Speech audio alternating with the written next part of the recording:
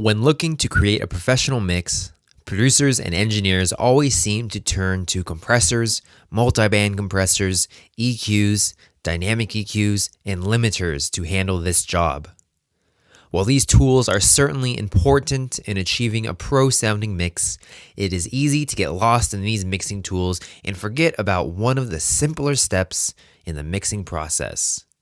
That is tuning your drum samples. But how do we tune our drums? How do we know that they are in key and helping us achieve this professional mix? My name is Daniel with Envato Tuts, and in this video, I'm going to show you how to tune your drum samples so your track will sound more consistent, complete, and have a more impactful mix. So let's get into the DAW.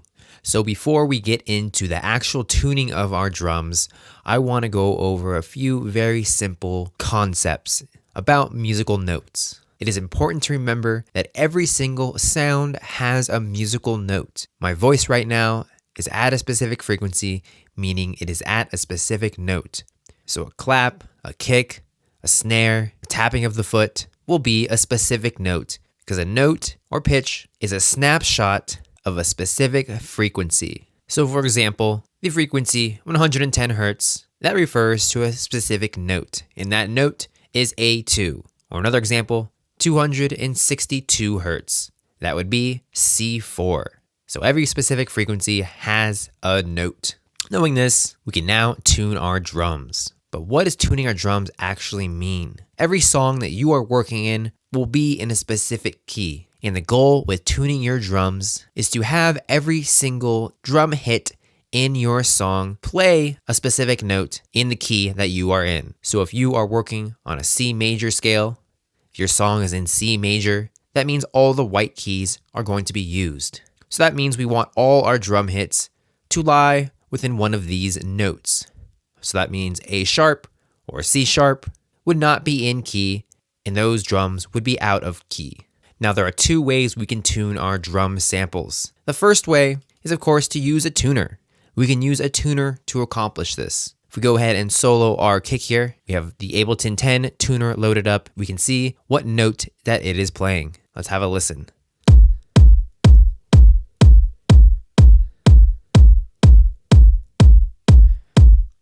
As you can see, the tuner says that it is playing an A flat. The only problem with using a tuner is that sometimes the key will not show up, as short percussive elements are often not picked up by tuners. So using a tuner won't work every single time.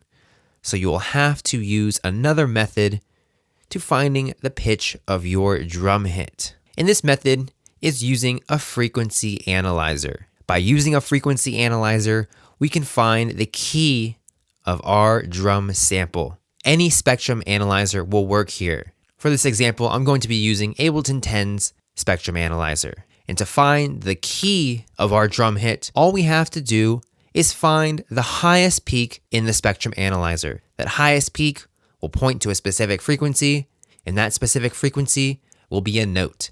And that will tell us what key or what note our sample is in. So let's go ahead and play the kick sample and find the highest peak. So we can see that the highest peak is right here at G sharp, which is A flat at 52.4 Hertz. So this will be the note that our kick sample is playing. Now some frequency analyzers might not have a corresponding note to the specific frequency. So to find the specific note, all we have to do is look at this chart to find the corresponding note in their frequency. I have put a link to this chart in the tutorial. Now for this example, let's say our track is going to be in C major. Once again, that is all the white keys. And our kick here is playing A flat. So we want to change the pitch of our kick sample to be within the white keys. So all we have to do is go on over to the sample and change around its pitching. Now in tuning drum samples, you want to make as little jumps in pitch as possible, as pitching a sample up and down many semitones will degrade the audio quality. So we will look to get this drum sample up to A. Since the note is at A flat right now, we're going to tune up the sample one semitone. Go ahead and go back to the frequency analyzer and tuner. Let's have a look at what note it is now playing.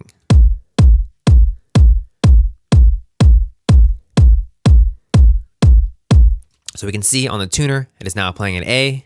If we look at the frequency spectrum analyzer,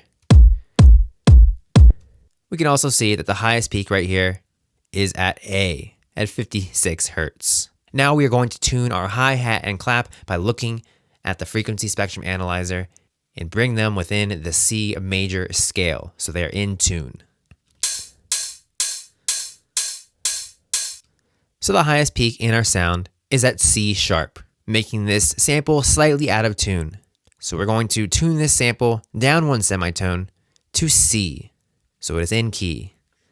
So we'll go into our sample and tune it down one semitone. Now let's have a listen to the kick and snare.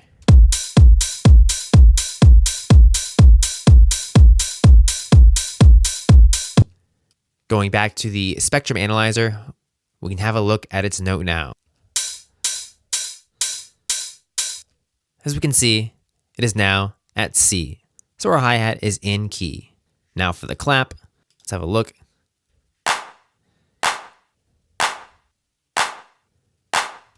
So our clap is now at A sharp. We're going to go ahead and tune that down one semitone, so it'll be at A.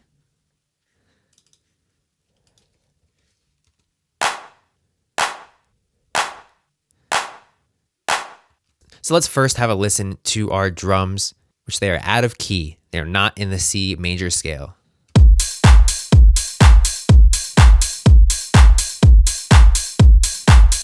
So now let's have a listen to the kick, hi-hat, and clap that are in key with the C major scale.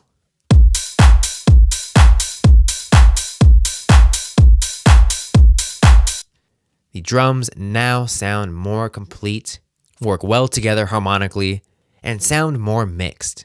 So the next time you are looking to create a more polished sound, go into your drums and use your frequency spectrum analyzer to find the notes of your specific drum elements and tune them to the key that you are working in.